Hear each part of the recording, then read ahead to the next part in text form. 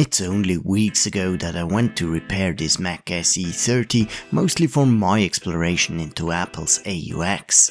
And now it's dead again, not the machine but the SCSI hard drive, winding down the route of many ancient drives, fading into oblivion. That's bad timing, as I really wanted to bring this machine along for my exhibits at the Swiss Vintage Computer Festival 2025 to showcase Macintosh networking. As I'm also currently working on restoring this old NEC station, which also suffers the imminent death of a SCSI hard drive, it's time to go with a flash-based disk.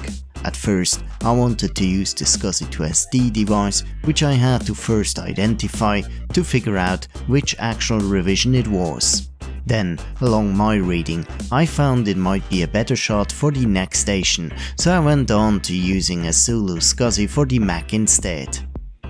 It's important to upgrade the firmware before first use and also to configure the correct mode of operation specific for Apple systems in the ZuluSCSI.ini file. Although my ZuluSCSI came with a mounting bracket, it's not particularly well fit for mounting to the internal drive cage. So I also printed a custom mounting bracket using my freshly restored Zim 3D printer.